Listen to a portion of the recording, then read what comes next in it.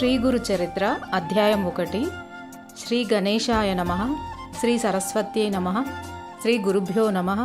శ్రీ కులదేవతాయై నమః. శ్రీ శ్రీపాద శ్రీవల్లభ శ్రీ నృసింహ సరస్వతి దత్తాత్రేయ గురుభ్యో నమః. బాలార్క ప్రభమింద్రనీల జటిలం భస్మాంగ రాగోజ్వలం శాంతం నాద విలీన చిత్తపవనం శార్దూల చర్మాంబరం బ్రహ్మజ్ఞై సనకాదిభిః పరివృతం సిద్ధైః సమారాధితం దత్తాత్రేయముపాస్మహే హృది ముదా ధ్యేయ సదా యోగిభిః. శ్రీ వాసుదేవానంద సరస్వతి స్వామి వ్రాసిన ఉపోద్ఘాతము. మసక చీకట్లో త్రాడును చూచి పామని భ్రమించి భయపడతాము. కానీ తర్వాత దీపం సహాయంతో అది త్రాడని తెలియగానే ఆ భ్రాంతి భయము తొలగుతాయి. అలానే వాస్తవానికి బ్రహ్మమనమడు పరమాత్మ ఒక్కడే ఉన్నాడు. అజ్ఞానం వలన మనకు ఆయన స్థానే జగత్తు గోచరించి భయము, ఆశ, దుఃఖము కలుగుతాయి. ఆత్మజ్ఞానం అనే వెలుగు సహాయంతో పరమాత్మను తెలుసుకున్న క్షణంలోనే దుఃఖరహితము, ఆనందమయము అయిన బ్రహ్మమే సత్యమని అనుభవమవుతుంది. అప్పుడు భయానికి, దుఃఖానికి కారణమైన జగత్తున్నదనే భ్రాంతి తొలగుతుంది. అంటే ఈ జగత్తు మిథ్య అని తేలిపోతుంది. సర్వత్రా నిండి ఉన్న బ్రహ్మమే గురువు యొక్క నిజతత్వం. సచ్చిదానంద స్వరూపుడైన శ్రీ గురుదేవునికి హృదయపూర్వక నమస్కారము. ఆ పరబ్రహ్మమే సత్యమైంది. అజ్ఞానం వలన దుఃఖంలో మ్రగ్గుతున్న జీవులపై కరుణతో వాటికి ఆ దయానిధి తన నిజతత్వాన్ని బోధించడానికి అత్రి మహర్షి పుత్రుడై జన్మించి శ్రీ దత్తాత్రేయుడని పేరు పొందాడు. భక్తితో తనను ఆశ్రయించిన కార్తవీర్యార్జునుడు, యదువు మొదలైన వారిని ఈ సంసారమనే దుఃఖసాగరం నుండి ఉద్ధరించాడు.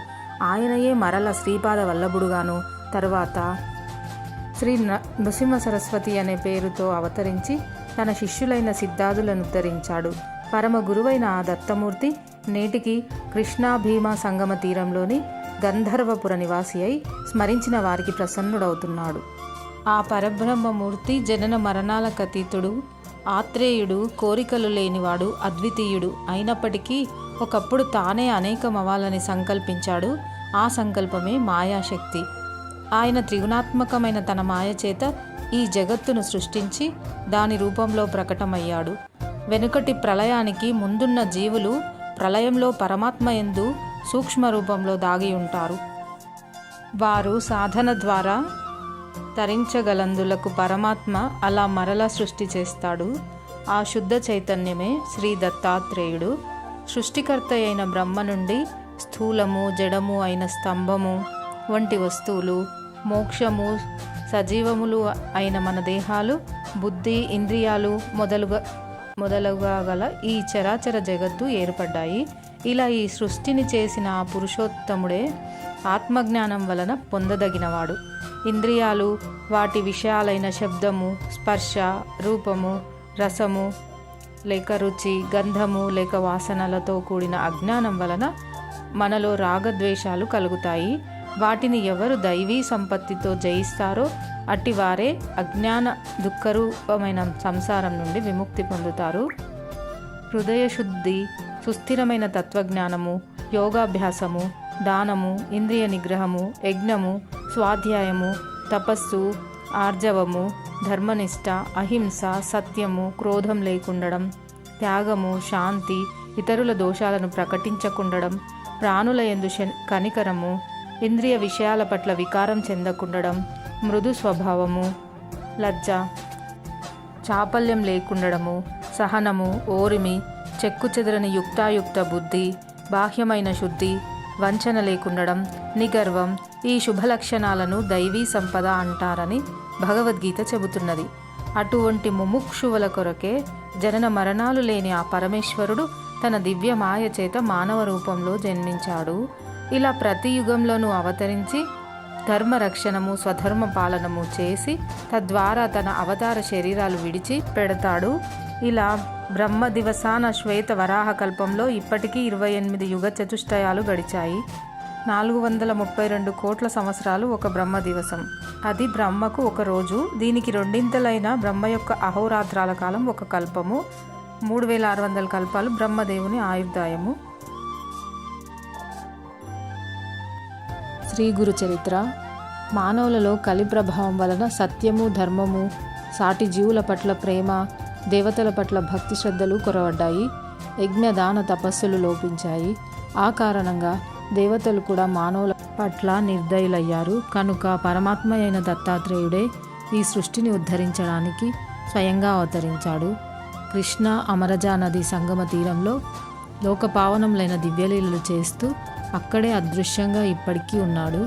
ఈయన మహాత్మ్యం చెప్పనలవి కాదు. పుట్టిన వెంటనే ఏడ్చే బదులు ప్రణవముచ్చరించాడు. ఇనుమును తాకి బంగారంగా మార్చాడు. అక్షరాభ్యాసం కూడా లేకుండానే శిష్యులకు వేద పాఠం చెప్పాడు. బాల్యంలోనే తల్లిదండ్రులకు జ్ఞానం ఉపదేశించాడు. చిన్న వయస్సులోనే సర్వ తీర్థక్షేత్రాలు పాదచారి అయి దర్శించి పావనం చేశాడు. అష్టాంగ యోగం అభ్యసించాడు. నానాటికి పతనమవుతున్న సన్యాస మార్గాన్ని పునరుద్ధరించాడు. అపథ్య భోజనంతో ఒక భక్తుని ఉదర రోగం పోగొట్టాడు. ఒక నిరుపేద బ్రాహ్మణుని దారిద్ర్యాన్ని పోగొట్టాడు. క్షణకాలంలో ఒక భక్తునికి త్రిస్థలి ప్రయాగ కాశీ గయ యాత్ర చేయించాడు. చచ్చిన వాణ్ణి బ్రతికించాడు. గొడ్డు బర్రెను పాడి గేదగా చేశాడు. త్రివిక్రముడనే శిష్యునికి విశ్వరూపం చూపాడు. విద్వాంసుల విద్యాగర్వమనచాడు. తన ఆశీర్వచనం చేతనే అంత్యజుని నోట వేదం పలికించాడు. ఒక విధవరాలికి తిరిగి సౌభాగ్యం ఇచ్చాడు. కర్మభ్రష్టులైన ప్రజలకు పవిత్రమైన కర్మ మార్గం బోధించాడు. ఎండిపోయిన మేడికట్టెను చెట్టుగా మార్చాడు. గొడ్రాలికి పుత్ర సంతానం కలిగేలా చేశాడు. తన అమృత దృష్టి చేత ఒకనికి కుష్ఠురోగం తగ్గించాడు. ఒక దీపావళి నాడు ఒకే సమయంలో 8 చోట్లకు వెళ్ళాడు. అకాలంలో కోసిన పంట చేనుకు మాట మాత్రం చేత తిరిగి సస్య సమృద్ధిగా మార్చాడు. ఇలాంటి మహాకార్యాలు ఇదివరకు చేశాడు, ఇప్పటికీ చేస్తున్నాడు, ఎప్పటికీ చేస్తాడు. ఆకాశంలోని నక్షత్రాలను, భూమిపైనున్న ఇసుక రేణువులను, సముద్రంలోని నీటి బిందువులను లెక్క పెట్టవచ్చునేమో కానీ ఆ భగవంతుని కళ్యాణ గుణాలను, శక్తులను లెక్కించడం సాధ్యం కాదు. భగవంతుడు నిజానికి రూపం లేనివాడైనా కూడా తన మహిమ మరియు తన కళ్యాణ గుణాల రూపంలో అవతరించి భక్తుని చెవి అనే ద్వారం గుండా అతని హృదయంలో ప్రవేశించి అతని దుష్ట సంస్కారం అనే పాపాన్ని దహించి వేస్తాడు. ఈ విధంగా క్రమంగా తన అంతఃకరణను శుద్ధం చేసుకున్న భక్తుడు జీవించి ఉండగానే ముక్తుడవుతాడు. సుఖ దుఃఖాలనే ద్వంద్వాల చేత స్పర్శించబడక వాటి పట్ల నిర్లిప్తుడవుతాడు. ప్రారబ్ధ కర్మరూపమైన అతడి దేహం నశించినా నశించకపోయినా అజ్ఞానం వలన ఉత్పన్నమైన సుఖ దుఃఖ రూపమైన ద్వంద్వాలు ఇంకా మిగిలి ఉన్నా ప్రారబ్ధం అయిపోగానే పరబ్రహ్మాన్ని పొందుతాడు. సత్సంగం లేని వారికి, ఇంద్రియ సుఖలోలురైన అసురీ సంపద గల వారికి, తమోగుణ ప్రధానులైన మోహాంధులకు ఈ సత్యం తెలియదు. స్వధర్మం ఆచరిస్తూ సాధు, గురు, దేవతల యందు భక్తి కలవాడై సత్సంగం వలన వివేకి అయి నేనే కర్తను, భోక్తను అనే అభిమానం విడిచిపెట్టి ఉత్తమ సన్యాసి అయి ఈ మార్గంలోనే అతడు భుక్తి, ముక్తి పొందుతాడు. గంగాధర సరస్వతి స్వామి వ్రాసిన ఉపోద్ఘాతము.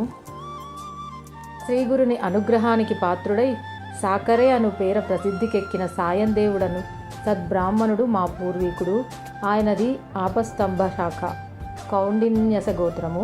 వారి కుమారుడు దేవరావు, అతని కుమారుడు గంగాధరుడే మా తండ్రి గారు. ఆయన శ్రీగురునికి భక్తుడు. మా తల్లి యొక్క తండ్రి గారిది అశ్వలాయన శాఖ, కాశ్యపస గోత్రం. ఆయన జన్హు, భగీరథ మహర్షుల వంటివాడు. మా తల్లి చంపాదేవి, పార్వతీదేవిని పోలిన పతివ్రత. ఈ రచనకు ముందు నా తల్లిదండ్రుల పాదాలకు నమస్కరించి సద్గురువును స్మరించడం వలన నా బుద్ధి ప్రకాశవంతమవుతుంది.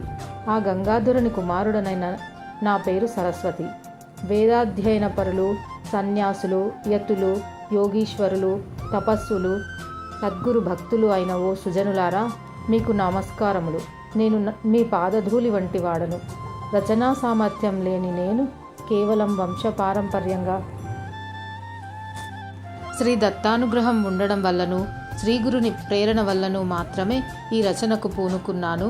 అమృత కుంభం వంటి శ్రీగురు చరిత్ర నీకు ప్రసాదించబడింది. నీవి కథ వ్రాయి, దాని వలన నీకు, నీ వంశస్థులకు కూడా సర్వము సిద్ధిస్తాయి అని శ్రీగురుడు నన్ను ఆజ్ఞాపించారు. భక్తులు స్మరించినంతనే ప్రసన్నులయ్యే శ్రీ నృసింహ సరస్వతి స్వామివారి ఆదేశం కామధేను వలె ఈ కార్యాన్ని నెరవేర్చగలదు. త్రిమూర్తి అయిన శ్రీ దత్తావతారమైన శ్రీగురుని చరిత్ర అపారము. దానిని సంపూర్ణంగా చెప్పడం ఎవరితరమూ కాదు. ఆయన ప్రేరణతో వ్రాసిన ఈ గురుకథను పారాయణ, శ్రవణం చేసేవారి వంశం పవిత్రమై రోగాలు పీడలు లేకుండా కలకాలం సిరి సంపదలతో శోభిస్తుంది. దీని సప్తాహ పారాయణ వలన వెంటనే కోరినవన్నీ ఫలిస్తాయి. ఇది నా స్వానుభవం. నేను అల్పుడను అయినప్పటికీ శ్రీగురుని అనుగ్రహం వలన నా నోటి నుండి వెలువడే ఈ దత్తాత్రేయ కథ అల్పమైన తేనెటీగ నోటి నుండి లభించే తేనెలాగా, విలువలేని ముత్యపు చిప్ప నుండి లభించిన విలువైన ముత్యంలాగా, కాకిరెట్ట నుంచి మొలచిన దివ్యమైన అశ్వత్థ వృక్షంలాగా అభీష్టాలు జ్ఞానము కూడా ప్రసాదించగలదు. జై గురుదత్త. శ్రీ గురు చరిత్ర ప్రస్తావన. ముముక్షువులు పూర్ణసిద్ధుడైన గురువును ఆశ్రయించి తీరాలని ప్రపంచంలోని సర్వమత గ్రంథాలు మహనీయులు చెబుతున్నారు. కానీ పూర్ణుడైన గురువు ఎలా దొరుకుతారు? ఆయనను గుర్తించడం ఎలా? అంతటి గురువు తారసిల్లినా మనలోని దోషాల వలన వారిని గుర్తించలేము. ఇనుప ముక్కకున్న తుప్పును తొలగించేదాకా అయస్కాంతం వైపు ఆకర్షించబడదు కదా. స్వల్పంగా పాపం చేసిన వారికి జపధాన్యాలు ప్రాయశ్చిత్తాలు ఉపయోగపడతాయి. కానీ అధికంగా పాపాలే చేసే సామాన్యులకు సద్గురువు సేవ ఒక్కటే ప్రాయశ్చిత్తమని శాస్త్రం. మొదట ముముక్షువు గురుచరిత్ర వంటి గ్రంథాలు పారాయణ లేక శ్రవణం చేస్తే హృదయం పరిశుద్ధమై ముముక్షుత్వము, గురుభక్తి అంటే సద్గురు సమాగమం కోసం ఆకాంక్ష తీవ్రమవుతాయి. అప్పుడే దైవకృప చేత సద్గురు సమాగమం జరుగుతుంది. ఈ గ్రంథ మహిమ వలన స్వప్నంలో తాను ఆశ్రయించవలసిన సద్గురువెవరో తనకు తెలుపబడుతుంది. అంతవరకు శ్రీ గురుచరిత్ర పారాయణ ఈ అధ్యాయంలో నామధారకుడు చేసినట్లు నిరంతర ప్రార్థనలు చేస్తూ ముముక్షువు వేచి ఉండాలి. అప్పుడు మాత్రమే ఎట్టి సంశయానికి తావు లేకుండా పరిపూర్ణుడైన సద్గురువుతో సమాగమం ప్రాప్తిస్తుందని ప్రథమ కర్తవ్యం బోధిస్తుంది ఈ అధ్యాయం. కథారంభము. గంధర్వ నగరంలో శ్రీ నృసింహ సరస్వతి స్వామి మహిమ లోక ప్రసిద్ధమై దూర ప్రాంతాల నుండి కూడా ఎందరెందరో వచ్చి వారిని సేవించి పెళ్లి కానివారు పెళ్ళి, సంతానం లేనివారు సంతానము, పేదవారు ధనము, ఇలా ఎవరికి అవసరమైనది వారు పొందుతున్నారు. వారిని దర్శించాలనుకున్నప్పటి నుండే కోరినవి నెరవేరుతున్న వారున్నారు. నామధారకుడనే బ్రాహ్మణుడు ఎన్నో కష్టాలకు గురి అయి ఎన్ని చేసినా ఒక్కటి తీరక ఎంతో వ్యాకులపడ్డాడు. ఆ పరిస్థితుల్లో అతడు శ్రీగురుని మహాత్మ్యం గురించి విని వారి దర్శనంతో గాని అవి తీరవని నిశ్చయించుకున్నాడు. అది లభించకుంటే తన జీవితమే వ్యర్థమని తలచి నిరంతరం వారి పాదాలను స్మరిస్తూ ఆకలి దప్పులు కూడా మరచి కాలినడకన ఆ గ్రామాన్ని సమీపించాడు. ఆయన దర్శనం అవ్వకుంటే ప్రాయోపవేశం చేసుకునదలచి అతడు శ్రీగురుని స్మరించి ఇలా మొరపెట్టుకున్నాడు. అందరి కష్టాలు తొలగించే మీ నామస్మరణతో నా కష్టాలు ఎందుకు తొలగడం లేదు? అందుకు నా పాపాలే కారణమైతే సర్వ పాపహరమైన మీ నామం వాటినెందుకు వశింపజేయలేదు? అన్ని జీవులను కరుణించే మీరు నన్ను మాత్రం ఎందుకు కరుణించడం లేదు? గురువే త్రిమూర్తి స్వరూపమని, తలచిన వెంటనే ఫలితమిస్తాడని వేదాలు స్మృతులు చెబుతున్నాయి. ఈ కలియుగంలో శ్రీ నృసింహ సరస్వతి స్వామియే అంతటి గురువని కీర్తి వచ్చింది కదా. మరి నా పట్ల అదెందుకు నిరూపణ కావడం లేదు? మీరు సాటిలేని పెన్నిది అన్నది నిస్సంశయంగా అందరి అనుభవమును. కానీ నా మనస్సులో మీపై భక్తి ఎందుకు కలగడం లేదు? నా మనస్సు మీపై స్థిరంగా నిలవడం లేదేమి? మీరే నా తల్లి, తండ్రి, గురువు, దైవం, తోడు, నీడ అని నమ్మి ఇప్పుడు మిమ్మల్నే ఆశ్రయించాను. పసితనంలోనే నాకు మీ పేరు పెట్టి నా తల్లిదండ్రులు నన్ను మీకు అమ్మి వేశారు.